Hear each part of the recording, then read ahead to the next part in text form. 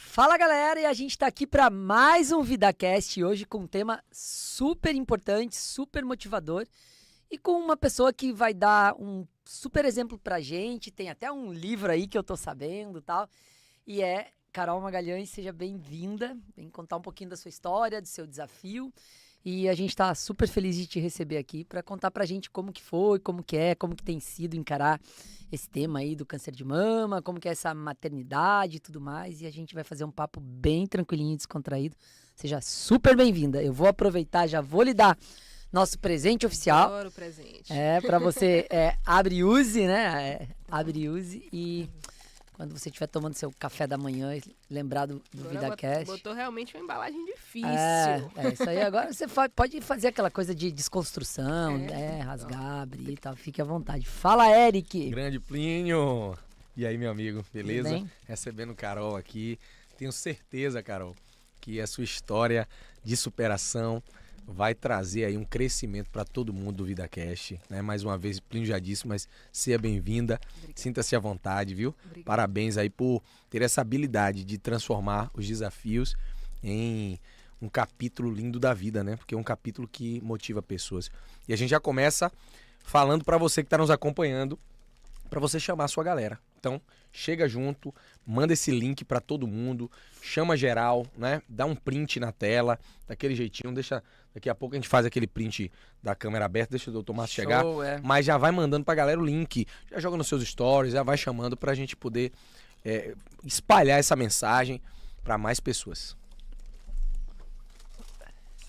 Pedir aos universitários aí, ajuda. Tem um vale, ajuda a abrir, quer ver? Eu sou super delicado pra abrir, atenção, hein? Pronto. Ó a delicadeza Não, da pessoa. Ó, quase lá. Ó, já super foi. delicado, tipo, acabou com o pacote, né? Atenção, ó o unboxing, né? É tipo, Arrasou, muito obrigada. Show.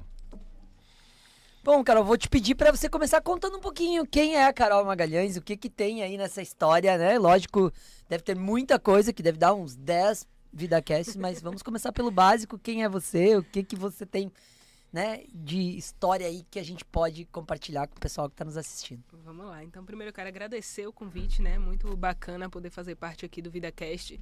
Né? Muito bom falar sobre vida, né? Sempre. Verdade. E esse convite veio em outra oportunidade, eu não pude vir, porque eu tava grávida, se eu não me engano, enfim, tava pra ter um neném, agora já tô aqui com o neném nascido, Olha aí.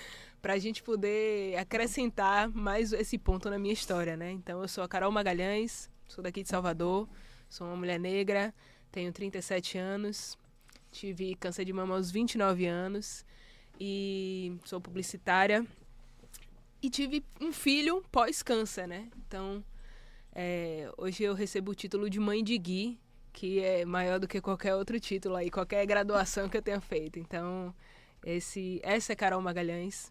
E eu tô aqui pra gente conversar um pouco, né? Sobre câncer de mama e sobre vida após câncer de mama, né? Ah, maravilha. Eu acho que essa fala é bem interessante, que assim, eu presenciei algumas situações relacionadas a câncer, a superação, tal, né, família, e existe vida, né, após o diagnóstico. Eu sempre falo isso, existe vida após o diagnóstico, existe quanto de vida você pretender viver após o diagnóstico e como você pretender viver, né? Então, Isso. eu acho que quem passa pela experiência, eu não passei pela experiência eu propriamente dito, mas como família, né, entender que a perspectiva de como você vai encarar o diagnóstico e o momento do diagnóstico é um momento sempre chocante, como que a gente, né, lida com isso, e é isso que eu queria começar lhe perguntando. Como foi esse diagnóstico? O que isso lhe impactou? Como que foi esse, né? Revisitar um pouquinho esse lugar aí, se estiver tranquilo pra você. Tá, sim. Eu costumo dizer que eu ando um pouco fora do padrão dos diagnósticos, né? Porque as minhas biópsias todas davam inconclusivas. Então, eu fiz a primeira cirurgia sem saber que eu estava com câncer. Na verdade, a partir da cirurgia foi que a gente descobriu que realmente era um câncer. Como a mama era pequena, né? Meu primeiro susto foi assim, o médico falou, a gente vai precisar fazer uma mastectomia. Eu falei, como assim? Oi. Eu vou fazer uma mastectomia, eu não tenho filho. Se eu tiver um filho no futuro, como é que eu vou amamentar? Foi o primeiro susto que eu tomei. E, enfim, após umas 4 opiniões diferentes, de médicos diferentes, a gente decidiu que era o ideal fazer essa mastectomia realmente. E aí partiu para a mastectomia e a partir daí foi que veio o diagnóstico de câncer de mama, né? Eu acho que eu já estava um pouco, enfim, achando que poderia ser algo, então não foi aquele baque de abrir o resultado e tá lá escrito, sabe? Foi um pouco mais tranquilo, assim, foi um passo a passo, né, que foi acontecendo. Aos poucos você vai de forma gradual. né? Então, eu não tive muito esse susto, não, do diagnóstico. Quando eu percebi, né, que quando a gente recebeu o diagnóstico pós-cirúrgico, que dizia assim, carcinoma, fiz, beleza, e agora? O que é que a gente faz, sabe? Próxima etapa, eu queria né? correr para adiantar tudo, sabe? Começar o tratamento, fazer o que tivesse ao meu alcance para que a gente pudesse passar por essa fase, né? E como assim, o que mudou na sua vida, né? Assim, desse dia em diante, porque normalmente as pessoas relatam que tem uma mudança significativa da perspectiva de vida, né? Então assim, ok, entendi, Carson, vamos pra frente. Que é super legal, que já demonstra a sua reação, né? E aí, o que mudou desse dia em diante? Antes, deixa eu lhe oferecer, você quer uma aguinha? Quero uma água. Pô, na minha vida, assim, eu sempre fui uma pessoa muito positiva, né? Assim, muito alto astral, sempre sorridente e tal. Então, eu sempre encarei até as dificuldades com uma certa leveza, né? E aí, quando veio o diagnóstico de câncer, muda muito, assim. Eu brinco que quem não mudou não aprendeu nada. Ou não percebeu, né? Não chegou, não passou ainda. Mas é impossível você não mudar. É impossível você não restabelecer suas prioridades, né? Eu trabalhava com eventos, numa produtora de eventos, então eu tinha aquela vida de perder noite, trabalhar um pouco até mais tarde, né? Pra cumprir a pauta, enfim. E eu falei, calma, vamos focar na saúde agora. E assim, ter essa pausa para poder cuidar de mim foi essencial, sabe? Então, foquei na minha saúde, a prioridade era cuidar de mim. O trabalho fica em segundo plano. E isso me aproximou muito da minha família também, né? Você falou que você foi rede de apoio, e eu tive uma rede de apoio muito incrível. Então, todo mundo passou comigo por essas fases, né? Das mais difíceis. Sim, porque é uma doença sistêmica familiar, exatamente. Né? E o que foi mais bacana, assim, da minha família é que eu não vi ninguém chorar. Sabe? Assim, nos momentos mais difíceis eu não via ninguém chorar. Depois eu soube que todo mundo chorava escondido. É isso aí. Mas... essa é a regra que a gente recebe. Eu era adolescente quase, né? 17 anos, 17 para 18, quando minha mãe passou por esse desafio. E era meio que, não chora na frente dela pra ela não desmotivar. É difícil, né? Mas, assim, eu recebi muita força, né? E me aproximei mais dos meus pais, principalmente, assim, a relação melhorou infinitamente. Então, muita coisa mudou, né? As prioridades principalmente. Carol, eu tava refletindo aqui enquanto você tava contando e vendo como se fosse um filme, né? Você descobrindo, você contou bem assim, né? Você descobrindo e depois você correndo pra resolver, mas ao mesmo tempo entendendo o que você tava aprendendo com isso. Porque eu penso que a vida é um eterno aprendizado, né? E eu diria que um episódio como esse, eu já vi pessoas semelhantes, inclusive minha mãe teve um episódio semelhante. E assim, uma coisa que marca na vida da pessoa você foi logo de cara, essa questão das prioridades. É quando você entende que a vida realmente é curta, né? Ontem eu dizia pra alguém, eu disse, olha, dentro do nosso cérebro tem uma programação que a gente tenta não perceber, de que a gente acha que não vai morrer nunca. Não, rapaz, tem todo o tempo do mundo, né? Até que alguma coisa acontece. Algumas são muito chocantes, outras menos, mas alguma coisa que você, rapaz, eu tenho que parar, eu tenho que valorizar o agora. Tenho que valorizar a vida que eu tenho, né? E o que eu percebo nessa sua fala, essa virada de chave, dizer, peraí, eu sei o que é a vida de correria, que eu, inclusive, o Plínio estava conversando, eu vivo eventos também, né? Sou cantor, gospel e tal. Então, e você parar e dizer assim, cara, eu tenho que cuidar de mim. Né? E falando nessa perspectiva, o que você diria quais foram os pilares, tá? Que te ajudaram? Você pode citar 2, 3 ou 1, você que sabe. Para você entender isso com essa sanidade mental, emocional, o que te ajudou a entender as coisas como você entendeu, aprender o que você aprendeu, agir como você agiu, a ter o posicionamento. O que te ajudou? O que foi o seu pilar? Cara, eu contei com isso, acho que foi esse. O que você destacaria? Bom, eu trago trazer quatro palavras aqui, né? Massa. Família, que sempre foi minha base, continua sendo até hoje. Minha família é braço direito, esquerdo, o pé, né? A gente é uma família muito unida, assim, não só mãe, pai, meus irmãos, mas a família em geral, né? Tios, primos, todo mundo me abraçou de uma forma muito incrível e não poderia ser diferente da minha família. E aí eu falo de força também, porque a gente precisa ter força, né? Que não é fácil. Aqui eu tô contando hoje dando risada, né? A gente tá batendo um papo aqui muito no tranquilo. Pós, né? Mas Durante. precisa de força. Precisa de coragem também. E eu precisei de coragem para viver. Se eu queria viver, eu tinha que enfrentar as fases difíceis que viriam na frente. E por último, não menos importante, talvez o mais importante, fé. Né? Assim, independente de religião, eu acreditava em algo, em Deus, enfim, em uma energia maior que me levava, que me carregava nos momentos mais difíceis. Então, eu sempre uso esses pilares, né? Nossa. Que acho que se complementam e se sustentam aí ao longo da minha vida, independente de câncer ou de qualquer outra dificuldade que eu passe. São 4 palavras que eu levo para minha vida, assim, para enfrentar qualquer fase.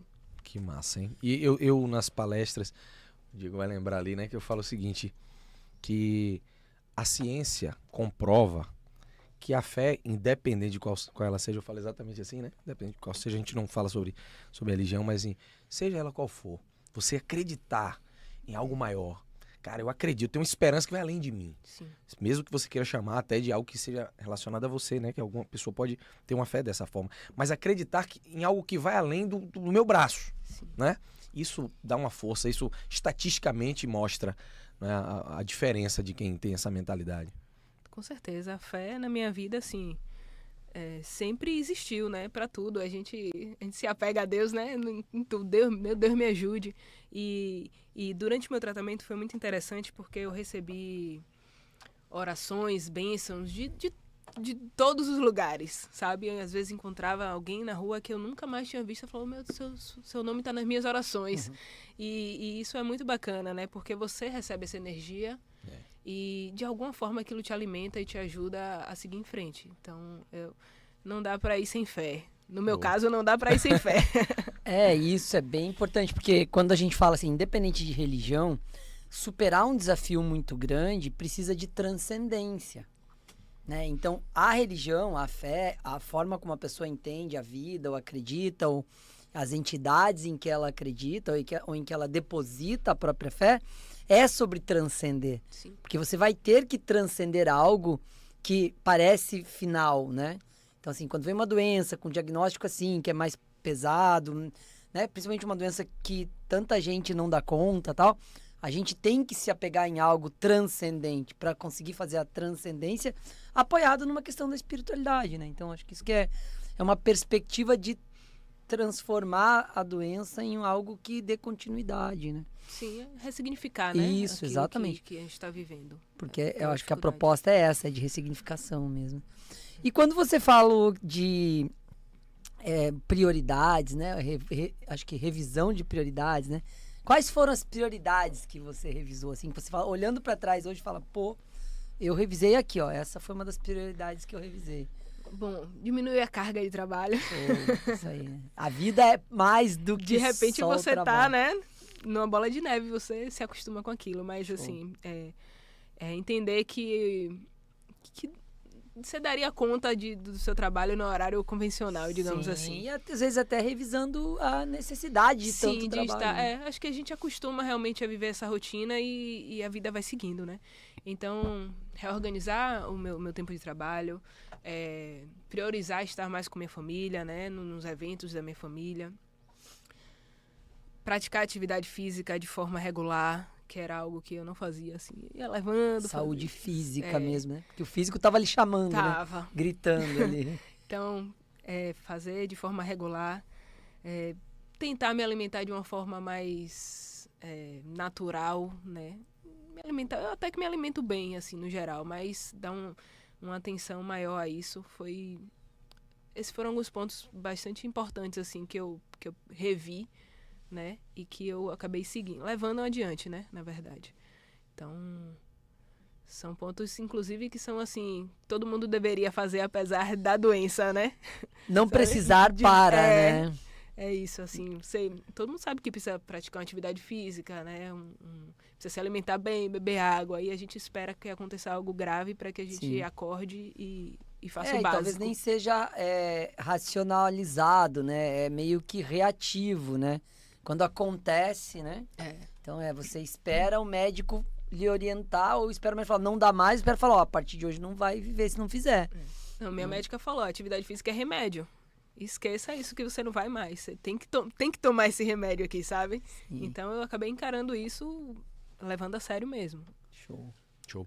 Agora, o que você destaca a diferença principal da Carol antes do diagnóstico e a Carol de agora, depois do diagnóstico? O que você... Essas duas pessoas, né? São duas pessoas diferentes, São né? duas pessoas. Como é que você... Quais são as diferenças pra você entre essas duas Carols? Caramba, eu amadureci bastante, né? Naturalmente. A Carol de antes... Até que não tem muitas diferenças, assim, mas a Carol de antes vivia, sabe? Via vivendo, como você falou, acreditando que a vida ia durar eternamente, né? E hoje não, eu sou uma pessoa mais focada nas coisas que eu quero, com objetivos mais claros, com sonhos possíveis e impossíveis, enfim. Mais focada na minha família, né? No meu filho. Hoje, ter um filho muda bastante a nossa visão da vida. E essa Carol de hoje, eu acho que é essa mulher mais madura nesse sentido, sabe? De organizacional, assim, da vida, das metas, do que eu quero pra minha vida. Sabendo o que é bom, sabendo o que não é. Então... Acho que a diferença mais é essa hoje. Porque antigamente vamos viver. E o que é que a Carol quer da vida? Eu quero ser feliz. Eu quero viver bem, assim, com meu filho, né? Com minha família. Eu quero poder realizar meus trabalhos, né? Em prol de outras mulheres que venham a ter câncer também. Então, acho que o câncer chegou para mim e não... Ele parou aqui e eu precisei transformar ele, e a forma que eu encontrei foi ajudando outras pessoas, né? Então, a informação que eu não tinha, na verdade a gente não fala sobre câncer, não falava, né, muito sobre câncer. Hoje a gente já fala um pouco mais. Então, a informação que eu não tive, que eu fui descobrindo ao longo do meu tratamento, eu quero que as pessoas conheçam antes de ter algo. Que as pessoas saibam que elas precisam fazer exames regulares, sabe? Que precisa abrir mão de algumas coisas para cuidar da saúde. Então, eu peguei essa minha experiência com câncer e estou transformando isso. Então, Carol quer contribuir com a sociedade, né? Quer devolver para a sociedade o que ela aprendeu. Massa. Show. E essa trajetória, né? Desde quando a gente identifica um diagnóstico de algo que pode... A gente viveu um pouco isso na pandemia, né? Muitas pessoas estiveram muito perto da possibilidade de não continuar vivendo, né? Acho que as doenças como o câncer levam a pessoa para esse lugar, né? Pô, poderia acabar agora, né? Isso. E a gente não espera isso quando a gente tá lá com 80, 90. É uma tendência natural. Quando a gente tem uma surpresa dessa, essa ressignificação é natural e deveria acontecer, embora nem todo mundo encare dessa forma, né? A gente vai perceber que algumas pessoas não dão conta de reagir.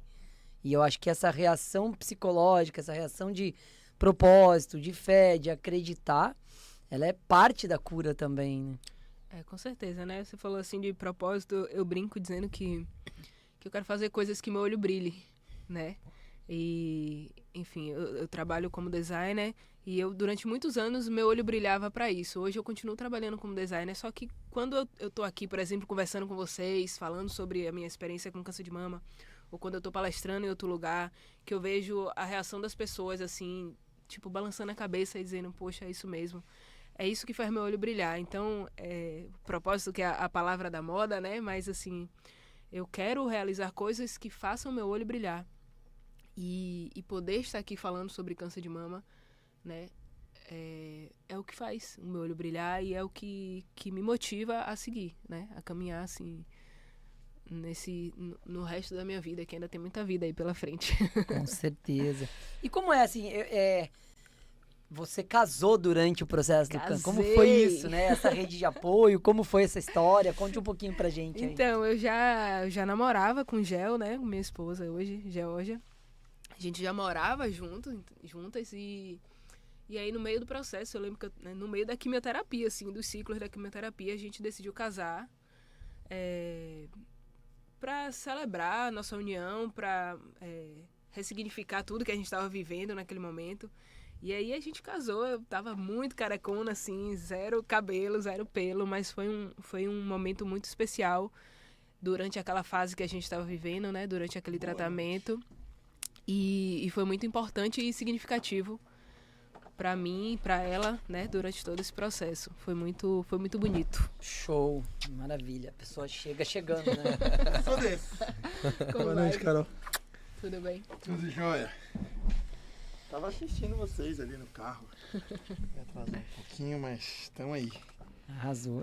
E aí, veja, é muito importante a gente pensar na rede de apoio a partir desse olhar que você está falando, né?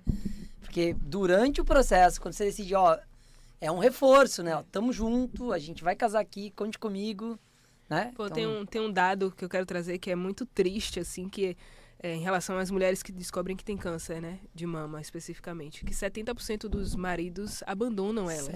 Com certeza. Então, você poder casar durante um diagnóstico, né? Durante um tratamento, é algo que realmente é pra selar, né? Assina, né? Tamo junto. É isso mesmo, sabe? Tipo, não é um relacionamento qualquer. Então, como eu falei, foi muito importante pra mim, muito simbólico, poder casar durante essa fase do meu tratamento do câncer de mama, né? Maravilha. E aí, doutor Márcio? Chegando. Boa noite a todos.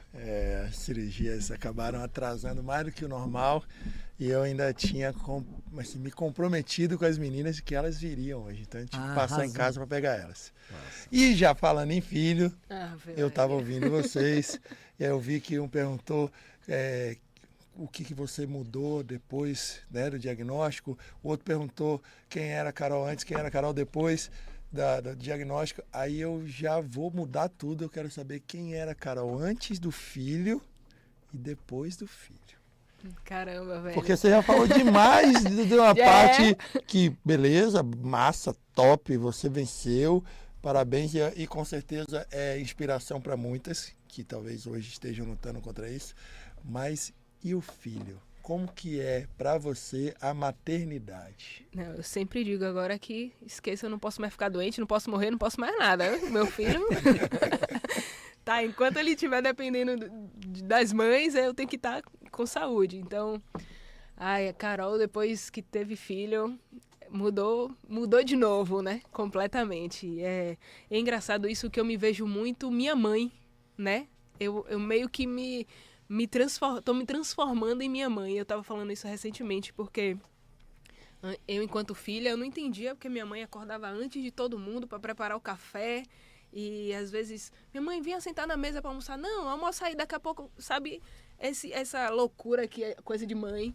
E de repente eu tô me vendo fazendo isso, cuidando das coisas do meu filho, me preocupando mais, né? Porque é uma criança que depende da gente.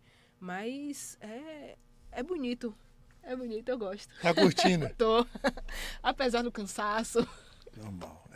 Mãe, dizem, né? Nessa vida eu não sou mãe, mas dizem que é padecer no paraíso, né? Dizem. Dependendo do filho, né? Não, e Guilherme... A mãe que eu diga, né? Você tem que ver a história desse cara aqui, velho. Teve uma vez que a mãe dele deixou ele de... Eu vou contar só essa, tá? Não vou contar muito não, senão acaba o programa. A mãe dele deixou ele de castigo. Antigamente, não é da sua época, mas da nossa época, tinha um negócio que era uma mesa de telefone. Sim. Então tinha uma mesinha, tipo um móvel mesmo. Eu peguei mesa de telefone. É? Você sentava do lado. No museu. Você foi e viu no museu. E aí você sentava e tinha um telefone fixo assim e tal. Com uma agendinha. Com agendinha, com o número de todo mundo. Cara, a mãe dele deixou ele lá de castigo. Ele pegou a agenda, ligou para todo mundo, disse que estava sendo torturado, que estava sendo. A mãe dele estava sofrendo abusos psicológicos, não sei o quê, chamando o povo para salvar ele. Imagine, tá se ele era gente boa. É um desafio. Não, eu ia falar que Guilherme ainda tem uma sorte que ele tem 2 mães, né? Sim. Então, assim, é um cara que veio privilegiado nessa vida. Isso é legal, ele configura 2 mães e ele tá... Isso aí, um bom tema pra se discutir. Com certeza. Carol, você trabalha com o quê? Eu sou publicitária e sou diretora de arte, né? Uhum. Em home office hoje, graças a Deus, podendo ver meu filho aí se desenvolver. Mas trabalhei durante muitos anos com eventos, né? Na área de eventos. E hoje continuo trabalhando em eventos, mas como estou fora do escritório, a carga diminui um pouco, né? Certo. Mas fora isso, também faço palestras, né? Aí mais voltada para a saúde, para o câncer de mama. Sou escritora também, tenho livros independentes, lançados de forma independente. Estou fazendo um pouquinho de cada coisa. Que tipo de eventos? Assim, eventos, shows mesmo. Shows. O que você acha do home office, né? Que foi uma herança da pandemia, né? Era muito menor, né? O número de home office antes da pandemia. Muito. Ó, no meu caso, funcionou muito, assim. Porque eu sou uma pessoa organizada nesse sentido. Eu sento para trabalhar, sabe? E eu sou muito focada e, modéstia à parte, sou muito ágil no meu trabalho. Então, durante a pandemia, a gente veio para o processo do home office. Depois eu engravidei, logo depois da pandemia. Então, eu continuei no home office quando as pessoas estavam voltando para o escritório. E segui no home office pós a licença maternidade. Então, hoje eu não consigo mais me ver. Pode ser que, sei lá, quando o Guilherme cresça mais, vá para a escola, eu sinta mais falta de ter a rotina do escritório. Mas hoje eu não consigo me ver mais. Para mim é muito mais prático eu estar ali em casa, trabalhar naquele momento e de repente me desligar um pouco e fazer outra atividade, sabe? Para mim é mais saudável do que eu estar 8 horas fechada em um escritório. Eu não sei vocês, mas no consultório eu peguei muitos pacientes que eles tiveram dificuldade, né? Você me traz que você tem uma forma organizada de trabalhar, mas eu tinha pacientes que eles, por exemplo, trabalhavam mais do que 8 horas. Né? Em casa. Então, no começo era assim. Eles não conseguiam ter a meta 8 horas, vou trabalhar 8 horas. Então, às vezes, trabalhava mais. E outra coisa, às vezes não tinha uma cadeira ergonômica, sim, não tinha como fazer... A estrutura de escritório, né? Escritório, exatamente. Então, ele estava em casa e aí ele pegava o computador em qualquer lugar e aí a coluna e a postura e aí chegava com muitas dores e muitas vezes chegava assim, completamente estressado. Você trabalha, estou em home office, tá bom. Você começa a trabalhar que horas? Geralmente umas 8 horas, talvez. Sim, termina que horas? Geralmente umas 8, 9 horas da noite. Quando eu falei, dorme, assim, né? E tipo assim... Não almoça, não faz nada. Qual é a sua carga horária mesmo? Era 8, né? Mas agora, porque eu tenho que cumprir meta, não sei o que e tal. Então eu vi que algumas pessoas até se encaixarem, eles seguiam trabalhando porque tinha meta para cumprir e tal, e não conseguiam assim, ó, acabou, amanhã eu sigo. Eles não conseguiam isso. Eu acho que até entenderem, né, como era que funcionava assim. Agora, para mim, por exemplo, quando eu trabalhava no escritório, tinha muitas intervenções, né? As pessoas vinham na sua mesa e eu gosto de focar no meu trabalho. E em casa eu não tenho isso, né? Assim, hoje eu tenho a intervenção de Guilherme. Mas eu consigo organizar para trabalhar em horários que ele esteja dormindo, que ele esteja brincando. Eu não trabalho de 8 às 18. Por exemplo, ou de 9 às 18, sabe? Sim. Posso trabalhar só de manhã hoje. Amanhã eu posso trabalhar só de tarde. Okay. Então, pra mim, funcionou bastante. E tá há quantos anos? 1 ano e 7 meses. Tá subindo em tudo, falando tudo. E tem perfil de profissão que dá pra fazer home office. Imagine sim. Eric fazendo um show home office. Não, eu ia falar, porque assim, tem perfil de profissões, Plínio, e tem perfil de pessoas. Sim. Porque como eu trabalho com mentoria e treinamentos, eu ouço esse tipo de pessoa me procurando. Que queria voltar urgente para escritório. Eu ouço isso. Eu ouço o cara dizendo assim, cara, eu tenho um escritório top, com a cadeira top, com a mesa top, com o monitor estendido, mas, cara, um vai dizer que é o filho, um vai dizer que é a mulher, e de fato às vezes é mesmo, né? Porque os seres humanos são diferentes. Tem mulheres que ou o marido também, ou o companheiro de um modo geral, que respeita aquele momento do trabalho e outro não. Né? Assim como o filho, assim como uma pessoa que possa morar na casa, um parente, que vai chegar ali e vai interromper. O cara tá lá trabalhando, interrompe. Então, esse é um ponto que eu ouço muito, né, galera, comentar sobre as interrupções. Você já falou o contrário. No escritório rolava mais interrupção. É porque como a gente trabalha com evento, então tem aquela fala a e aquela vibe, loucura. né? É o jogo dos acordos, né? O trabalho de home office precisa de um jogo de acordos, perfeito. né? E muito bacana, inclusive quando você fala sobre filhos, né? Vocês, muito bacana essa questão dos acordos. Inclusive, uma daquelas coisas que a gente falou, daqueles joguinhos, eu voltei a fazer mesmo e funciona demais.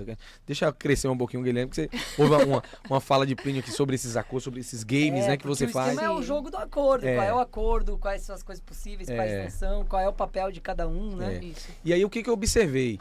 Que tem gente, seja por causa do perfil da profissão, da atividade e da própria pessoa e da família, vai se dar melhor, outros não, né? No meu caso, palestra, cantar não vai rolar, mas, por exemplo, a parte administrativa que eu faço, de administrar os negócios que eu faço, Faz de qualquer lugar. eu curto a minha liberdade, curto. Sim. Tipo, eu vim de viagem ontem, hoje de manhã eu tinha um negócio, botei pra frente, não, hoje de manhã eu vou responder algumas coisas aqui da empresa. Sentei de manhã e eu curto levantar, entendeu? E não ter que sair de casa, velho, de manhã e fazer minha onda ali, pô, toquei aqui a logística do final de semana, a galera, o técnico, sei o que for de administrar, isso não me incomoda, né? Porém, me incomoda se ficar demais. Ficar demais enclausurado num lugar me incomoda. Então eu fiquei um dia, pô, tô massa, descansei, eu vim de uma correria de multidão. Mas se eu fico a semana inteira, eu já não curto, eu já quero cair fora. Então, né, eu acho que é como você falou, assim, do perfil e da profissão de cada um, né? Você falou uma palavra muito massa, que é liberdade, velho. Liberdade é massa. E hoje eu não troco a minha liberdade pra voltar pro escritório. Então, assim, como eu falei, eu não trabalho todo dia de 9 às 18, nem de 8 às 18, enfim. Eu trabalho, hoje eu vou trabalhar só de manhã. Não me incomode, sabe? Hoje Guilherme vai ficar com mamãe Gel ou com a vovó e eu vou ficar aqui focada no meu trabalho. Tem semanas que meu trabalho é muito tranquilo, tem semanas que eu preciso me dedicar mais, depende da demanda. Então, funciona pra mim super bem e é minha liberdade. Liberdade é massa, né? É um caminho sem volta, a liberdade. E quem já desfrutou dela, né? Cara, eu, graças a Deus, né? Aqui nós estamos entrando numa alçada de empreendedorismo e tal, eu vou te falar, né? Eu, né, desde sempre tive essa liberdade. Nunca tive bater cartão em lugar nenhum, em horário de nada. Eu faço meu horário, sou organizado, estudei pra isso. Entrei num desenvolvimento pessoal por causa disso, por causa dessa dor, de perceber a importância disso. E me lancei mesmo. Mas, assim, de fato, um caminho sem volta. Carol, você falou que tem alguns livros, tal. Fala um pouquinho dos seus livros, o que a gente tem de livros aí e tal. Bom, eu na verdade, assim, eu nunca achei que eu seria escritora, né? Assim, nunca fui de escrever muito. Eu brinco dizendo que eu só fazia redação na escola. Mas quando eu passei pelo câncer de mama, muitas pessoas viraram pra mim e falavam, pô, você devia escrever um livro, porque sua história é tão bacana, a forma como você passou, você devia escrever um livro para poder dar para outras pessoas comprarem e se inspirarem, né? Inspiração, isso aí. E aí eu falei, pô, livro? Aí comecei a lembrar das coisas que eu tava passando, já tava no final do tratamento. E aí quando eu vi, dava um livro, né? Eu falei, vamos fazer esse livro. E aí minha profissão, né, permite que eu faça meu próprio livro. Arrasou. Eu mesmo desenvolva lá e mande para produção. Então, o primeiro livro surgiu, que é o Mas Nem Parece Que Você Tem Câncer, que as pessoas olhavam para mim e falavam isso, porque o povo achava que eu tinha raspado cabeça por causa de qualquer outra coisa. Né? Qualquer outra coisa. Massa isso, né? Porque menos porque eu tava com câncer. Eu falava, não, tô em tratamento. Mentira, mas nem parece que você tem câncer. Assim, a gente quebra um pouco também esse estigma da cara de câncer. Sim, né? Que tem que estar com cara de zumbi ali, né? Doente e tal. Então, esse foi o primeiro livro que eu lancei. E a partir daí eu peguei gosto, né? E um dia eu tava na casa de meus primos, eles estavam desenhando, assim, 8, 10 anos. Eu falei, poxa, eu desenhava tanto quando era criança. Se eu escrever um livro, vocês desenham, vocês fazem a ilustração? Aí ele faz, eu fiz, pronto. Não tinha nem livro nenhum na minha cabeça, né? Aí eu peguei e fui fazer um livro infantil, que é A Menina que Brincava de Tudo, que é a minha história, enquanto criança, né? Que eu brincava de tudo, tinha muitas brincadeiras de rua que hoje, infelizmente, a gente não vê mais, né? Pega-pega, esconde-esconde, subir em árvore, viajar pra ilha, viajar para interior. Então, são 5 contos falando dessas histórias e falando principalmente de infância livre, que não tem isso de brincadeira de menino nem brincadeira de menina, né? Tem brincadeira. De forma geral, todas as crianças podem brincar e se desenvolver e aprender com essas brincadeiras. E aí tem o 3º livro, que se chama Casa de Vó, que é a história que eu conto também baseada nas minhas vivências, das minhas experiências com minhas 2 avós, né, materna e paterna, e 3 tias-avós. Então, são histórias que eu vivi, tudo que eu aprendi, né, que, assim, tudo que eu aprendi com elas que não pode ficar guardado para mim, que precisa ficar aí de alguma forma na sociedade. Então, eu aprendi muito indo pro Recôncavo, para Santo Amaro, com minha avó Vadu, sobre samba de roda, sobre candomblé, sobre orixá. Eu aprendi muito com ela isso. Por outro lado, eu ia muito para a Igreja Batista ver minha avó Dulce cantar no coral. Ia muito com minha tia Carminha para a lavagem do Bonfim, para ver o cortejo passar. Então, são experiências que eu vivi, né, na minha infância, na minha adolescência. Aprendizados de minha tia, vem cá, minha filha, para eu te benzer. Aí, benzia com a folhinha, sabe? Coisas que talvez no futuro não existam mais. Sim. Então, eu quis deixar registrado para que ficasse de legado mesmo para as próximas gerações. E é um livro para minha família também, assim. Sim, porque... e a própria construção da sua religiosidade. Sim, também. Hoje eu sou espírita, né? Mas eu já passei e pude conhecer um pouco de cada religião. E todas elas somaram na minha vida, né?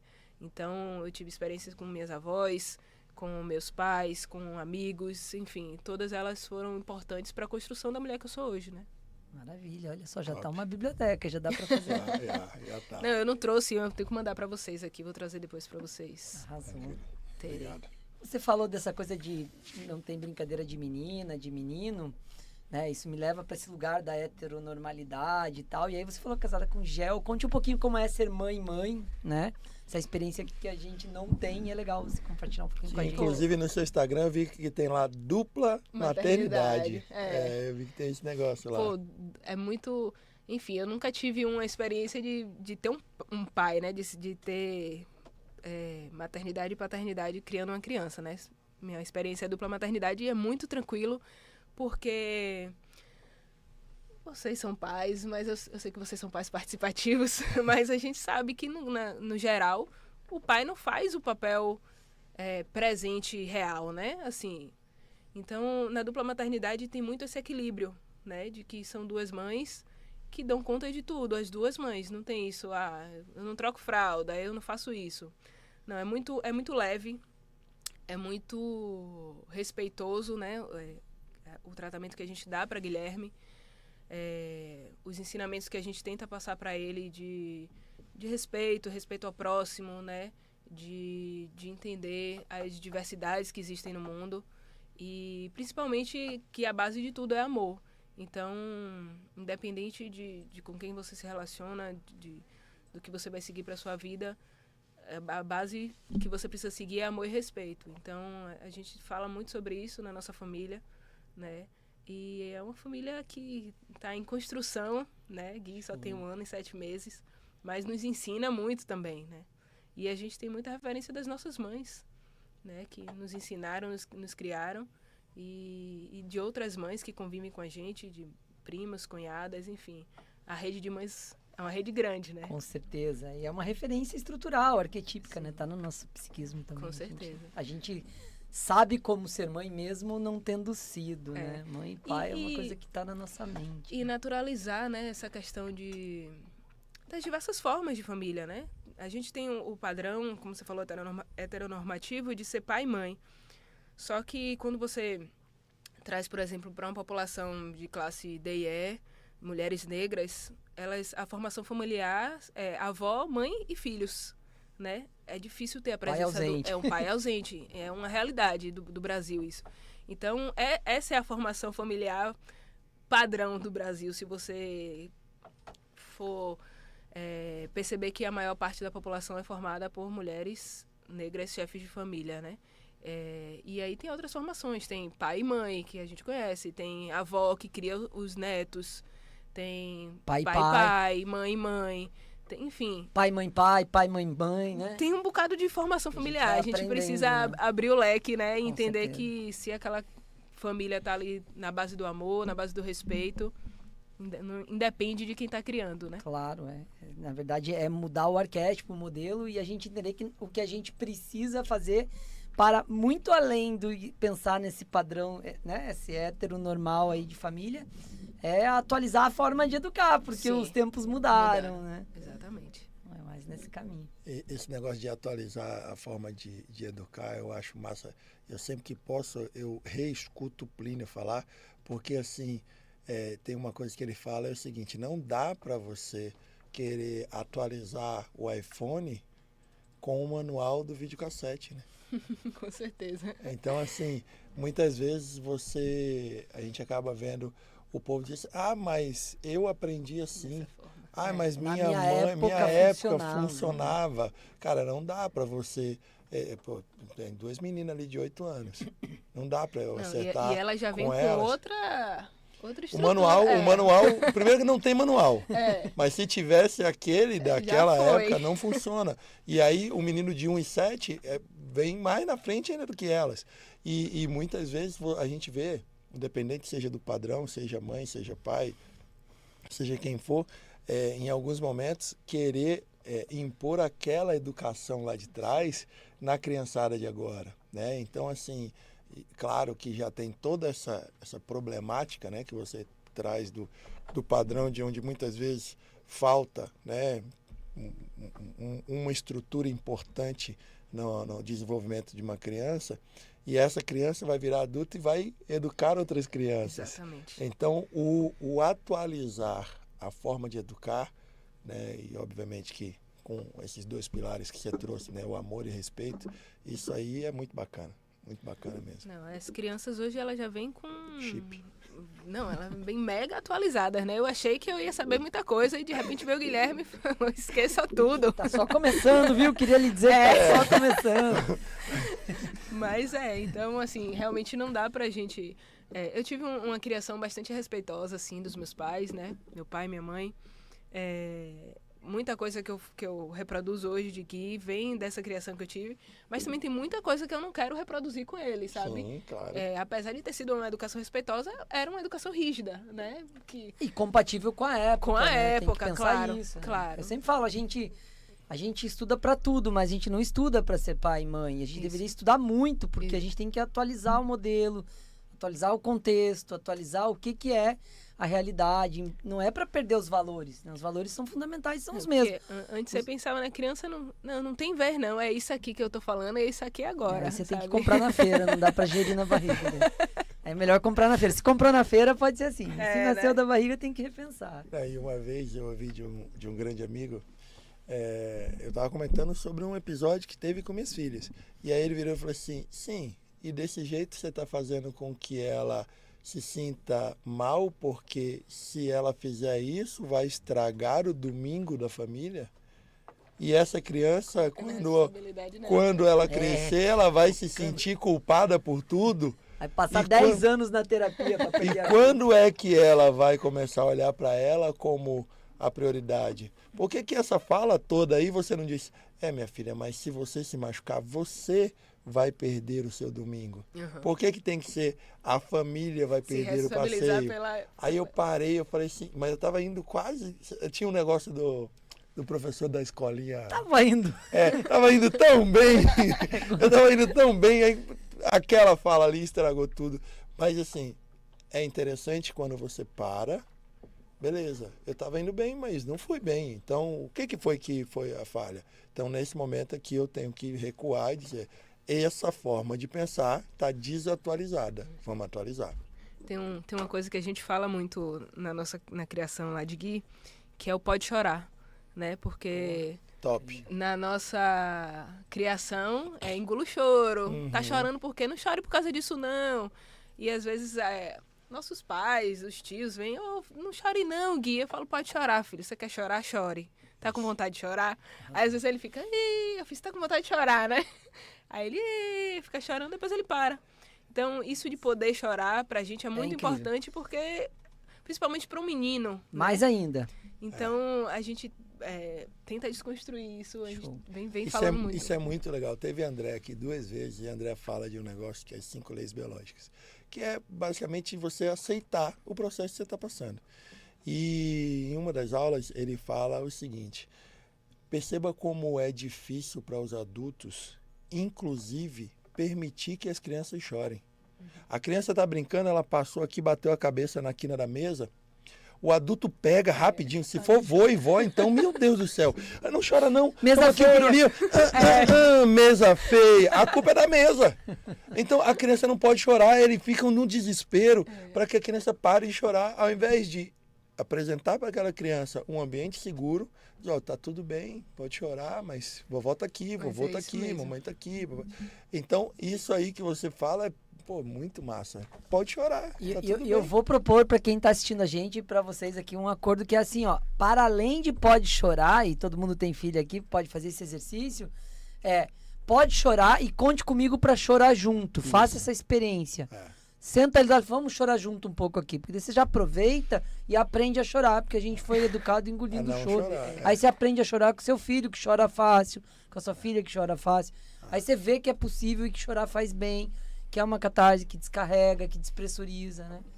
Então vamos chorar junto, Vamos para chorar. além de pode chorar. Eu não vou mentir não que ontem teve um episódio que uma daquelas menininhas ali, eu fiz uma chamada de vídeo, eu estava distante. Eu falei, filha, você não está se sentindo à vontade aí na sala, né? Ela falou, não. Quer ir lá no quarto? Aí ela, quero. Aí foi lá no quarto. Aí ela começou, a gente conversou, o que foi? Não, tô com isso, tô com aquilo, não sei o que. Eu falei, sim, você tá a fim de chorar, né? Ela, se eu só continuar falando, eu vou chorar. Eu falei assim, mas você quer chorar? Eu tô querendo um pouco. Eu falei, você confia no papai para chorar com o papai aqui, enquanto a gente está conversando no vídeo? Ela, eu confio. Aí ela chorou um pouco e tal. Eu falei, e agora? Você tá se sentindo melhor? Agora eu tô. Eu falei, então tá bom. Você quer continuar conversando mais? Não, agora eu tô mais leve. Então tá bom, filha. Beijo. A gente se fala daqui a pouco. Cara, isso é muito legal, velho. Ela se sentir segura naquele ambiente ali Sim. para chorar, sabe? É isso aí. Top, top. Não, você falou algo que eu já digo bastante, que é assim, quando você se torna, aquela criança surge na sua vida, gira uma chave diferente, né? Quando você se torna pai, você se torna mãe. E muita coisa que eu pensava acerca da educação, né? Acerca de como são as pessoas, eu fui percebendo na prática que, de fato, a configuração daquele indivíduo vem muita coisa ali naquela, né, na sua própria personalidade. Eu dou sempre esse exemplo, né? Eu tenho 2 filhas, uma de 10 e uma de 5, e a diferença entre elas. Mas eu falo semelhante, tudo bem que aquela história que todo mundo já sabe, né? Do rio, você não se banha 2 vezes no mesmo rio. Então, de fato, eu não crio da mesma forma, porque são situações diferentes. Eu sou diferente hoje do que era há 5 anos quando a segunda nasceu e há 10 anos quando nasceu assim minha esposa. Né? Mas o princípio, a linha de raciocínio é semelhante. Porém, as pessoas trazem consigo, né, as suas características. E entender essa particularidade de cada um, entender que as pessoas precisam dessa atenção, desse amor e dessa compreensão é uma coisa que faz toda a diferença. Você, Carol, quando você olha hoje, o que você vê assim de diferença? Assim, olha, você citou, mas não disse o quê, né? Antes de eu ser mãe, eu pensava assim acerca da maternidade. Mas depois que me tornei mãe, eu percebi que a maternidade é assim. Qual foi essa virada de chave que você tinha uma concepção acerca, né, desse universo e hoje você tem um outro prisma? A verdade é que a maternidade é muito difícil, né? Você parir uma criança, você puerpério, eu que tive essa experiência, ninguém fala sobre isso, né? Minha mãe não me falou sobre isso. eu não tinha essa... A visão que a gente tem de maternidade é que vai dar trabalho, mas é seu filho, você aguenta. Gente, tem mulheres que não aguentam. É verdade. Sabe? É Não é porque é seu filho que você não aguenta. Imagina. Assim, É um peso. difícil. Segura esse peso aí, vai. É o Não, peso da academia, vai. Mano, você aguenta. Tem um meme que diz assim, né? Que meu maior medo é a criança chorar e eu não poder devolver porque é meu filho, né? Então, a maternidade... Eu descobri que a maternidade é difícil. É uma delícia. Eu amo ser mãe. Mas a coisa não é Mas brincadeira é mesmo. difícil. É difícil perder... É difícil você acordar... Você não dormir, na verdade, né? Até você... assim, como é meu primeiro filho, até eu entender o processo dele, até ele entender o processo dele nesse mundo, sabe? Foi muito difícil, assim, de medo, de... ficou gripado. Meu Deus, o que é que eu vou fazer? Como é que faz? Então... passar por esses processos todos foi bastante doloroso para mim, assim, no sentido psicológico, né? Não falo nem corpo físico. Então, o que eu descobri foi isso, que a maternidade é difícil demais, difícil demais. É né? menos romântico do que te disseram, né? Esqueça o romantismo, né? Meu filho é lindo, morrendo de sono. É aquela coisa de amamentar, né? Mas é uma sensação tão fantástica, sobrenatural. Cara, Mas eu é via cansativo. crianças quase arrancando. Eu me lembro as minhas, cara, pegava assim, fazendo... Pô, Eu fazia barulho, da minha esposa fazia uma cara assim de desespero, sabe? Eu tive uma experiência muito, muito bacana com a amamentação, porque como eu fiz mastectomia, Sim, você contou. eu tava na esperança de poder amamentar com a outra mama, né? E aí rolou, né? E eu fiquei muito feliz com isso. Imagina. Mas assim, os 3 primeiros dias que ele pegou errado, nossa! Você já tava repensando, né? Amamentar é lindo! Mas assim, depois que eu tive uma consultora foi lá, enfim, ensinou a forma certa de pegar, eu amava amamentar. Mas são coisas que a gente vai aprendendo, né? E nem todo mundo tem esse suporte de ter alguém para te ensinar a amamentar. Acha que é natural amamentar. E não é. A criança precisa aprender e a mãe precisa aprender também. E essa ligação também da mãe, você falou sobre a diferença. Realmente, os pais presentes, a gente tem exemplos aqui, mas tem um nível que ele chega a ser mais fisiológico. Essa Sim. questão que a gente acabou de dar um exemplo, Sim. de amamentar. Por exemplo, eu vejo várias crianças que em alguns momentos só se acalmam com a mãe. Isso aí tem uma questão biológica, o pai dá uma encarada ali. O pai dá aquela treinada Dá na aquela criança, treinada. fala, chora comigo, e quando chegar no colo dela, Você calma. para. Pronto, exatamente. Vai Tem dar isso também. tudo certo pra você. Ela É. vai te amar pro resto da vida. Isso. Quando tiver no meu colo, você chora loucamente, só pra eu fazer a cena. Ou então ele nem tenta, né? Ele pega e já diz, aí, ó, ele não tá parando. Entendeu? Aí, né? Mas assim, esse rojão que é geral, né, da mãe realmente torna a coisa ainda mais desafiadora, como você tá dizendo. Torna. Agora, assim, eu vou ser um pouco de encontro ao que você falou, assim, porque, por exemplo, somos 2 mães lá em casa. Só eu amamentava. Mas já eu também dava de mamadeira para Guilherme. Então, um pai também pode fazer isso, Sim. sabe?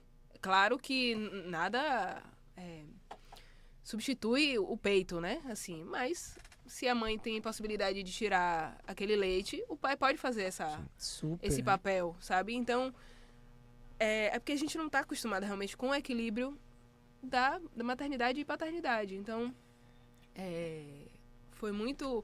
Eu adorava que Guilherme estava aqui comigo no meu peito, mas tinha horas que eu preciso tomar banho, sabe? Tomar um banho Dormir, com né? calma. Preciso comer sem queimar a língua ou comer uma comida quente, enfim.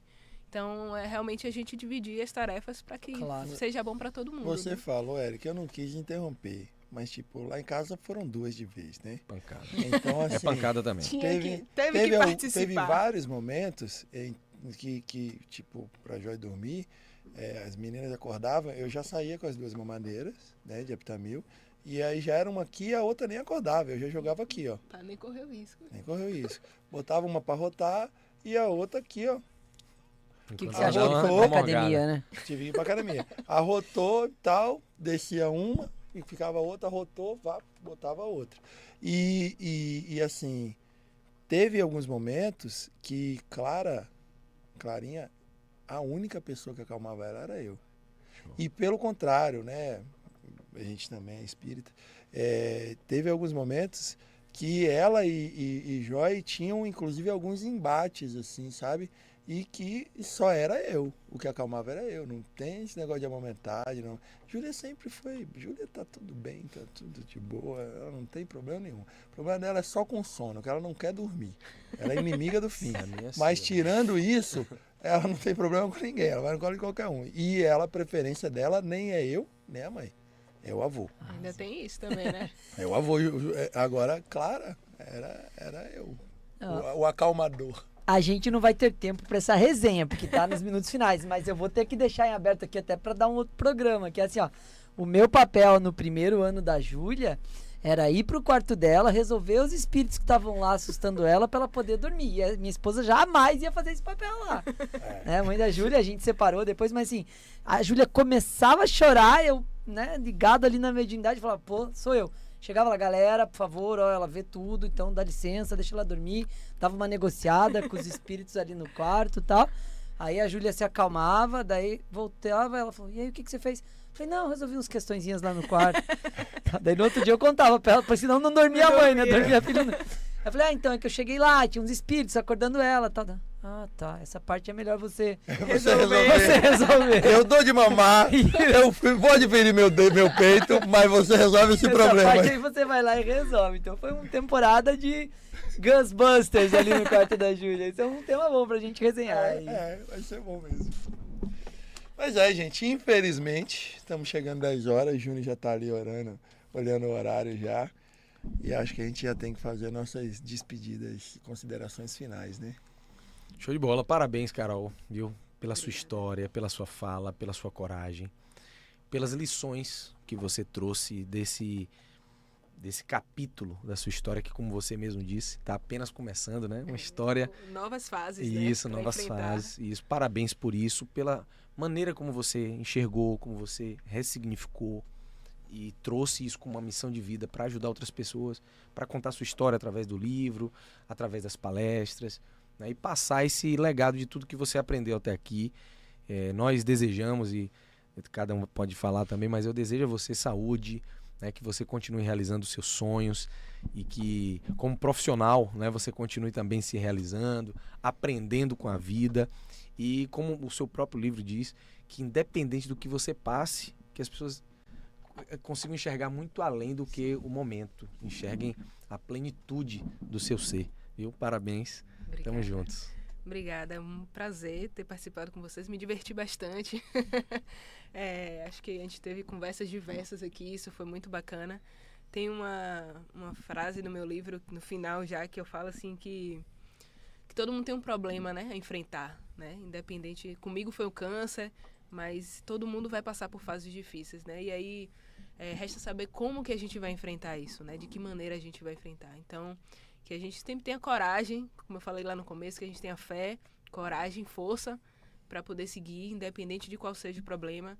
E eu brinco dizendo que são fases de videogame, né?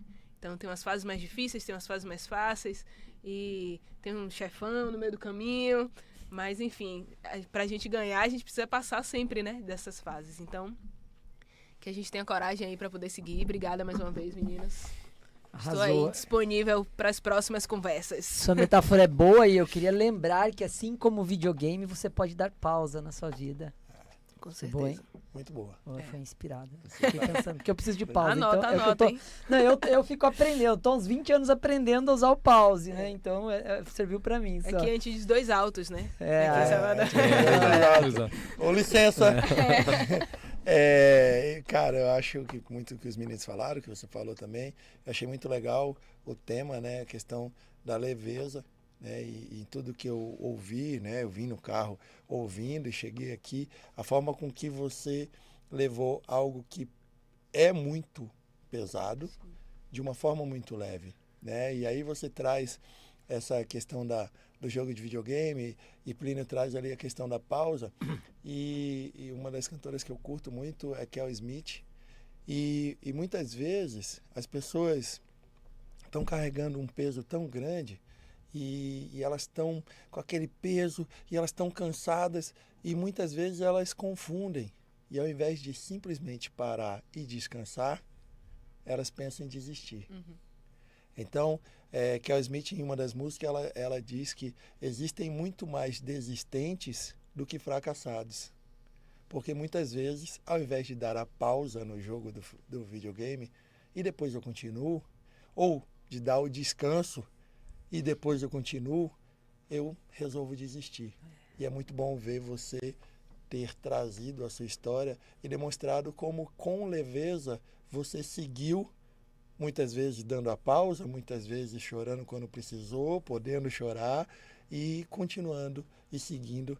Então, muito obrigado por ter trazido sua história. O VidaCast é isso, tentar trazer histórias que motivem e que orientem pessoas. Muito obrigado mesmo. Uma coisa importante que a gente não falou é onde que as pessoas encontram o seu livro, né? Minha mãe que gritou aqui, falou, queria saber onde eu leio o livro. Ó, dica de mãe aí. Então, vamos lá. Meus livros estão disponíveis no meu site, carolinamagalhães.com.br. Porém, o livro Mas Nem Parece Que Você Tem Câncer, ele tem uma versão em PDF digital, que está disponível gratuitamente. Só ir no meu Instagram lá, é o primeiro post que está fixo. O Instagram é Rol Magalhães. Então faz o cadastro lá no site que você recebe automaticamente no seu e-mail o livro Mas Nem Parece Que Você Tem Câncer. Então é um livro que eu quero que realmente chegue para quem precisa. Como eu não tenho verba para dar fisicamente, né? Eu estou disponibilizando ele de forma digital para todo mundo. Produção, dá tempo de por aí o Instagram dela? Vamos lá. Vai lá, vai que dá. Rol Magalhães. Rol de Carol. Exatamente. Magalhães. Só pra galera, né, acessar e... Baixem o livro. Baixa o livro. Distribuem para quem você acha que está precisando ler. Alguém que está precisando receber essa mensagem aí. Está aí disponível para todo mundo. Pronto, aí agora eu coloquei a produção numa minuto final. Corre. Rol Magalhães. Foi. Beleza. Arrasou. Beleza. Então é isso aí, Carol. Valeu. Brigadão. A gente tá feliz. Valeu, galera. VidaCast.